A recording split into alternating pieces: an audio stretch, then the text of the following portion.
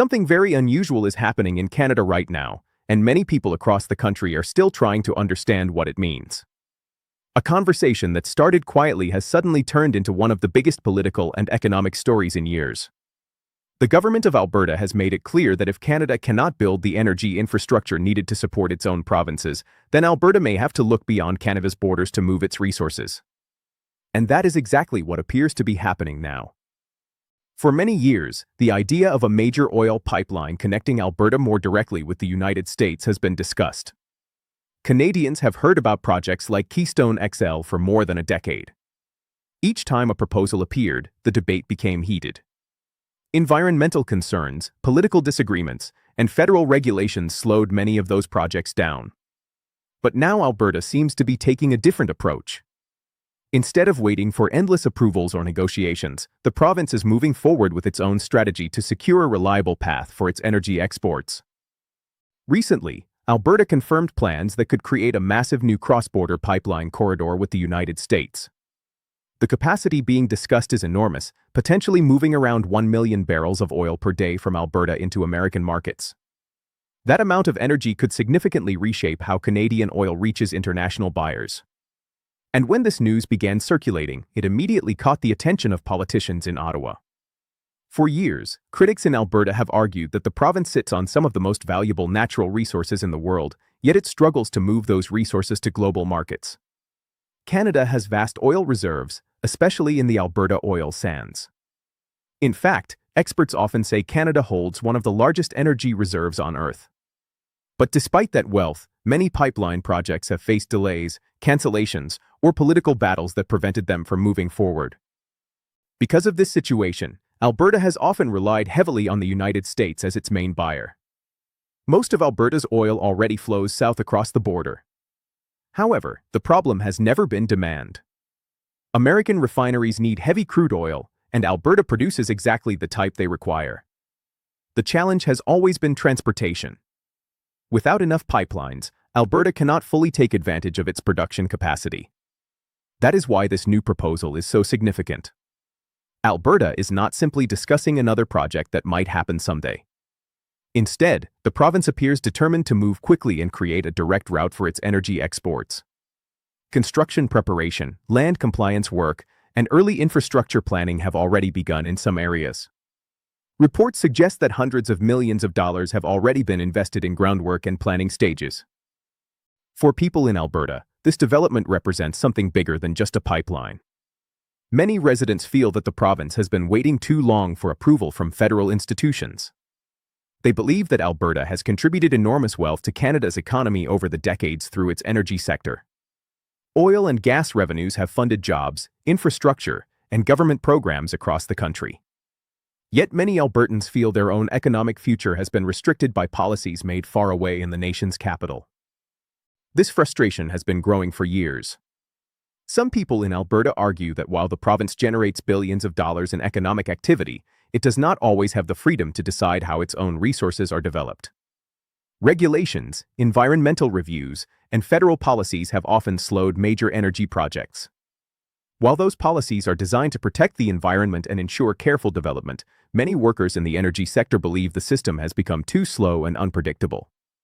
As a result, Alberta's leadership is now sending a clear message. If the federal government cannot create a path forward for new pipelines within Canada, Alberta will look for opportunities that bypass those obstacles. By working directly with partners in the United States, the province can connect its oil production to a market that is already eager to purchase it. The political impact of this decision is enormous. Ottawa was reportedly caught off guard when the details began emerging. Federal officials are now trying to understand exactly how this project fits within Canada's existing regulatory framework. Because the route focuses on cross-border energy trade, the situation raises complex legal and political questions about jurisdiction and authority. At the same time, the economic numbers are difficult to ignore. Alberta produces millions of barrels of oil every day, and energy remains one of Canada's largest export industries.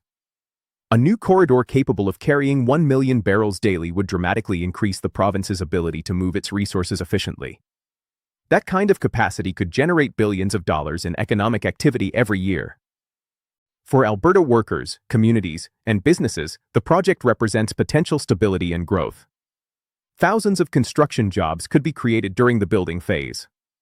Once the pipeline becomes operational, permanent jobs would support its maintenance, transportation logistics, and energy processing facilities. Local towns that depend on the energy sector could experience renewed investment and economic development. But while supporters see opportunity, critics see serious risks. Environmental groups are already raising concerns about the long-term climate impact of expanding oil infrastructure. They argue that the world is gradually transitioning toward renewable energy sources, and large fossil fuel projects may face growing pressure in the future. Some Indigenous communities are also carefully reviewing the project's potential effects on land and environmental protections. Despite these debates, one thing is clear. Alberta's leadership believes the province has reached a turning point. After years of stalled projects and economic uncertainty, the government appears determined to secure a new path for its energy industry. And by moving quickly toward a direct partnership with the United States, Alberta may be changing the balance of power within Canada's energy system. The big question now is how Ottawa will respond. Federal leaders must decide whether to challenge this strategy, cooperate with Alberta, or attempt to reshape national energy policies in response to the growing pressure from Western provinces. And this is where the story becomes even more dramatic, because the deeper economic and political consequences of this pipeline plan could reshape Canada's future in ways many people never expected. As the details of Alberta's pipeline strategy became clearer, the reaction in Ottawa was immediate and intense. Federal officials suddenly realized that something very unusual had happened. For years, the federal system assumed that major energy projects would move through a long approval process controlled by national regulations. But Alberta's new approach seemed to challenge that entire structure. The key difference is simple. Instead of waiting for a complex chain of federal approvals inside Canada, Alberta focused on building a direct economic relationship with the United States. That shift may sound small, but politically it changes everything. If a province can secure energy routes and markets outside the traditional federal approval system, the balance of power between Ottawa and the provinces begins to change. Many political observers say this moment represents a test of how Canada functions as a country. In theory, Canada's provinces work together under a shared national system where resources, trade, and development benefit the entire country. But Alberta's leaders argue that the system has not always worked that way in practice. For years, Alberta pushed for several large pipeline projects that would allow its oil to reach new markets. Canadians may remember the names of those projects. Northern Gateway, Energy East, and Keystone XL were all major proposals designed to move Canadian oil more efficiently. Together, those pipelines could have transported more than 2.5 million barrels of oil every single day.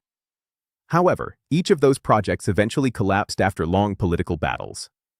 Some were blocked by environmental concerns, others by court rulings or shifting federal policies. From Ottawa's perspective, those decisions were part of balancing economic development with environmental responsibility. But from Alberta's perspective, the result was very different. Alberta watched billions of dollars in potential economic activity disappear. Experts estimate that if those pipelines had been built, Canada's economy could have gained more than $50 billion in additional GDP every year. That is an enormous amount of economic value. Entire towns, industries, and supply chains were expecting those projects to move forward. When they were cancelled, many workers felt the impact immediately. This is one of the reasons frustration inside Alberta has grown so strong over time. People in the province often point out that Alberta contributes a very large share of Canada's energy exports and government revenues. Yet at the same time, they feel their own economic development has been repeatedly slowed by federal decisions made far away in Ottawa. Another important factor is Canada's energy market structure. For decades, the United States has been the main buyer of Canadian oil. American refineries are designed to process heavy crude oil, which is exactly the type produced in Alberta's oil sands. Because of this, the United States depends heavily on Canadian energy imports. The numbers help explain the situation clearly. The United States consumes roughly 20 million barrels of oil every day but produces only about 13 million barrels domestically. That means the country still needs to import millions of barrels daily to meet its energy demand. Alberta already supplies a large portion of that gap.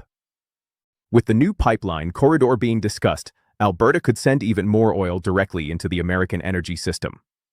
That is why the proposal moved forward quickly. For the United States, the deal offers stable energy supply from a trusted neighbor.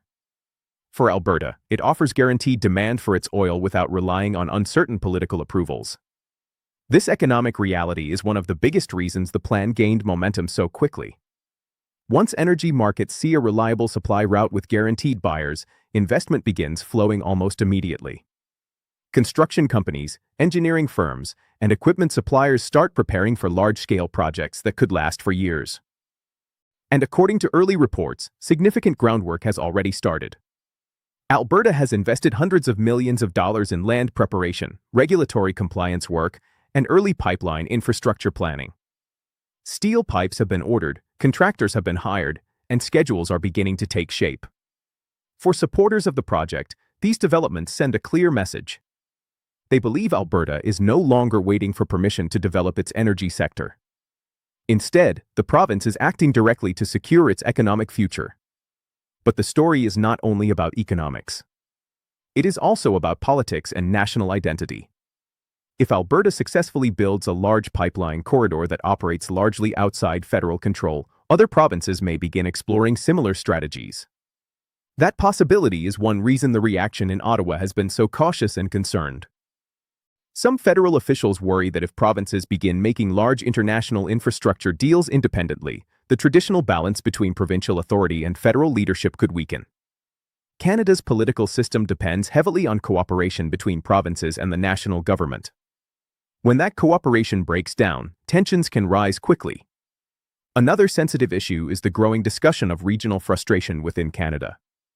In Alberta, some political groups have already started talking about greater provincial independence or even separation. These ideas remain controversial and far from mainstream national policy, but the fact that they are being discussed more openly shows how strong the emotions have become. Many Albertans argue that their province has been financially supporting the national economy for decades while facing increasing restrictions on its own development. Programs like equalization payments send billions of dollars from wealthier provinces to support services in other parts of the country. Alberta has historically been one of the largest contributors to that system. Yet at the same time, the province has struggled to expand the infrastructure needed to grow its energy industry. This contradiction has created a sense of imbalance that continues to fuel political debate. That is why the new pipeline strategy is being described by some analysts as more than just a business decision. For Alberta, it represents a statement that the province intends to take control of its economic future. Still, the situation remains extremely complex. Legal challenges could still emerge, environmental reviews may continue, and political negotiations between Ottawa and Alberta are almost certain to intensify. No one yet knows exactly how the federal government will respond in the long term. What is clear, however, is that Alberta has already changed the conversation. By moving forward with a major energy corridor connected directly to the United States, the province has shown that it is willing to explore alternatives outside the traditional Canadian approval system. And that decision may have consequences far beyond a single pipeline project. Because if this strategy succeeds, it could reshape how energy, politics, and economic power are balanced across the entire country. As this situation continues to unfold, one thing has become very clear. Alberta's new pipeline strategy is not just about building infrastructure. It is about redefining how power, resources, and economic decisions are made inside Canada. For decades, the country has operated under a system where large national projects depend on cooperation between provinces and the federal government. But Alberta's recent move suggests that this balance may be shifting. Across the country, political leaders are now asking an important question. If one province can secure a massive international energy corridor on its own, what does that mean for the future of federal authority? Some analysts say this moment may represent a turning point in how provinces approach economic development. Supporters of Alberta's decision argue that the province simply did what any responsible government would do. They say Alberta waited many years for major pipeline projects to move forward through the traditional approval system. But after repeated cancellations and delays, the province eventually decided to pursue another path. Critics, however, worry that this strategy could create new tensions between provinces and the federal government. Canada's political system depends heavily on cooperation and shared decision-making. When provinces begin acting independently on major international economic deals, the risk of political conflict increases. Meanwhile, the economic stakes are enormous. Alberta sits on one of the largest energy reserves in the world. Experts estimate that the province holds nearly $9 trillion in oil resources beneath its ground. Those reserves represent decades of potential economic activity, thousands of jobs, and billions in government revenue. The new pipeline corridor could move about 1 million barrels of oil every day into the American market. To understand how large that number is, consider this: Alberta currently produces a little more than 4 million barrels of oil daily. That means a single pipeline could carry roughly 1/4 of the province's total production. For the United States, the deal makes strategic sense. American refineries rely heavily on heavy crude oil, which Alberta produces in large quantities. Because of this, American energy companies often prefer Canadian oil over imports from unstable regions around the world. This demand creates a powerful economic partnership between the two countries. Canada already exports more than $160 billion in goods to the United States every year, and energy products make up a major portion of that trade. Increasing pipeline capacity could push those numbers even higher. But beyond the economic numbers, the political symbolism of this project may be even more important. Alberta's leaders are sending a message that the province intends to take a stronger role in shaping its own economic future. They believe the province should have the freedom to develop its natural resources and sell them to global markets without unnecessary barriers. Some observers believe this moment may also influence other Western provinces. Saskatchewan and Manitoba have long shared similar concerns about economic development and federal regulations. If Alberta's strategy proves successful, those provinces may begin exploring similar partnerships or infrastructure projects. At the same time, discussions about national unity have started appearing again in political conversations. While most Canadians still strongly support the country remaining united, regional frustrations can sometimes grow when economic interests appear to clash. This is why many political leaders are now calling for renewed cooperation between Ottawa and the Western provinces.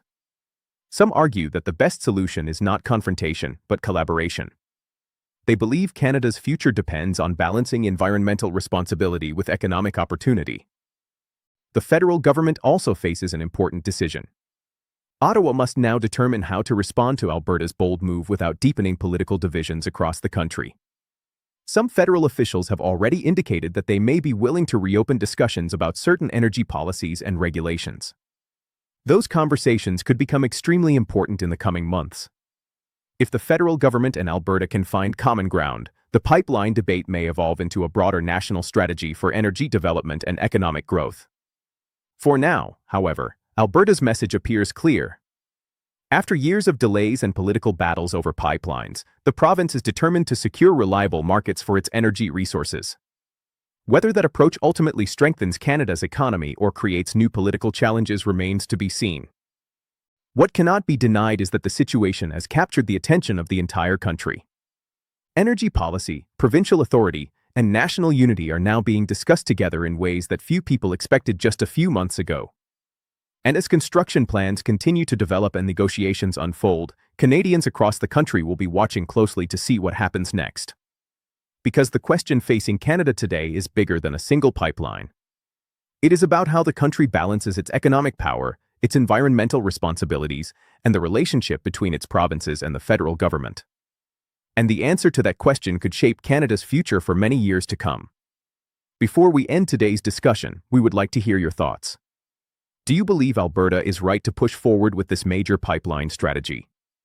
Or should projects of this scale always be handled through national approval processes? Share your opinion in the comments below. Your perspective is an important part of this conversation. And if you found this report helpful, don't forget to subscribe to Canada Insight for more in-depth coverage of the political and economic stories shaping Canada today. Because the developments we are seeing right now may only be the beginning of a much larger national debate.